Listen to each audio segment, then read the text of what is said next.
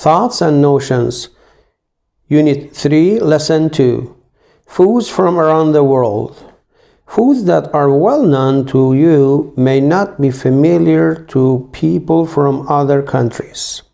Tourists and other travelers almost always get to try some unfamiliar food. That is part of the fun of traveling.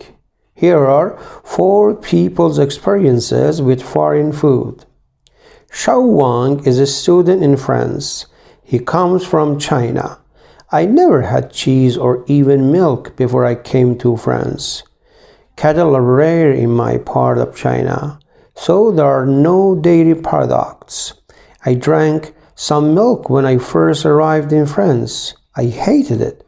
I tried cheese too, but I didn't like it. I love ice cream though, and that's made from milk. Birgit is from Sweden. She traveled to Australia on vacation. I was in a restaurant that specialized in fish, and I heard some other customers order flake.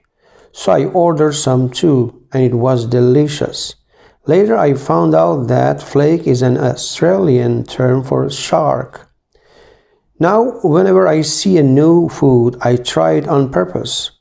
You know why? I remember how much I enjoyed flake. Chandra is a dentist in Texas. She's from India. I'm afraid to try new foods because they might contain beef. I'm Hindu and my religion forbids me to eat meat from the cow. That's why I can't eat hamburgers or spaghetti with meatballs. Nathan is from the United States. He taught for a year in China. My friends gave me some 100-year-old eggs to eat. I didn't like their appearance at all. The eggs were green inside, but my friends said the color was normal.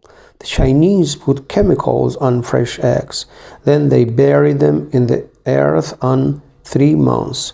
So the eggs weren't really very old. Even so, I didn't want to touch them. Life in a new country can be scary, but it also can be fun. Would you eat a 100-year-old egg? Would you order shark in a restaurant?